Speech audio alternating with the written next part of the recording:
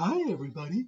Today's book is Billy the Kid Makes It Big by Dolly Parton, Erica S. Pearl, art by Mackenzie Haley. Billy the Kid was born with an ear for music. Music made Billy feel connected to something bigger than himself. At the pluck of a guitar string, he'd race over and bark to the beat. Whenever he closed his eyes, he dreamed of having his own country band so he could make great music with great friends. After months of wishing, hoping, and practicing, Billy the Kid set out for Nashville to make his dream come true. As soon as he arrived, he explored downtown, sniffing out the city sights. When a sign caught his eye, his stubby tail began to wag. "This is it!" Quickly, Billy joined the sign-up line. "New around here?"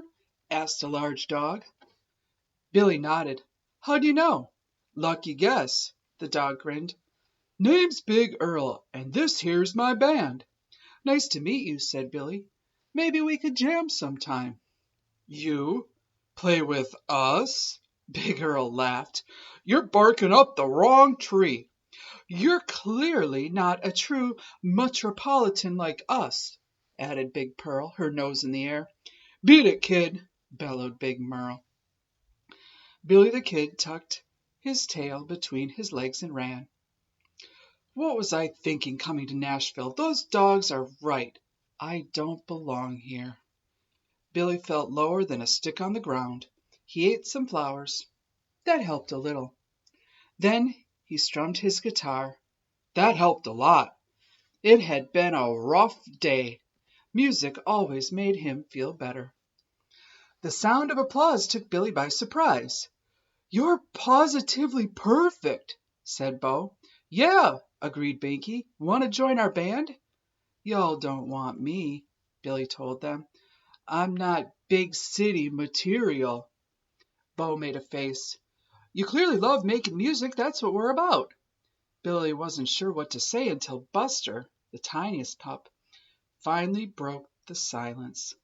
"Police!" When Billy nodded, the little dogs cheered.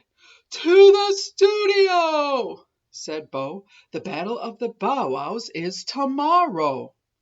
It was a long night, but by sunup, Billy the Kid had to admit, "We don't sound half bad." On the way to the battle, though, Billy began to get nervous. "What if I mess up? What if everyone laughs at me?" It got worse backstage when Billy heard a familiar voice. "Who let you in, Pipsqueak?" asked Big Earl. "And what are you wearing?" asked Big Pearl. Billy froze.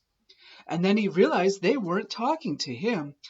They were picking on Buster, cried Binky. Bo gasped. "What do we do?" Billy's hackles rose. He wished someone would teach those big dogs a lesson. Then he realized who could. "Follow me," he growled. A few minutes later, a huge shadow fell across Earl, Pearl, and Merle. It was the biggest dog they'd ever seen. "Who gave you the right to bully Buster?" boomed the biggest dog. "Relax," said Big Earl. "We're just having fun." "You weren't having fun. You were making fun," the biggest dog said. "And making fun ain't funny." Earl, Pearl, and Merle didn't stick around to hear any more. They howled and headed for the hills. "Paw right!" The pups shed their disguise.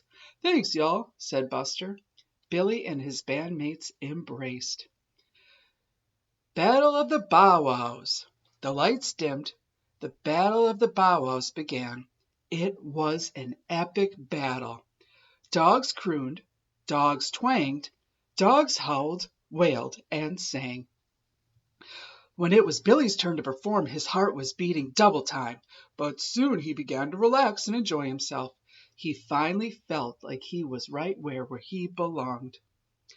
At the award ceremony, Billy's band got a standing ovation. It was totally pawsome. Afterward, they took a walk and ended up at a magnificent music hall. "This has been a night I'll always remember," said Billy the Kid. "Me too," said Bo. "We rocked, and our trophy is huge." Just then Billy's favorite singer stepped on stage. Her warm voice reminded him why he came to Nashville. "The trophy's great," Billy said to his friends, "but I feel like we won something even bigger." The end. Thanks again, like always, for reading with me. Come back next time and I'll have another great book. Bye!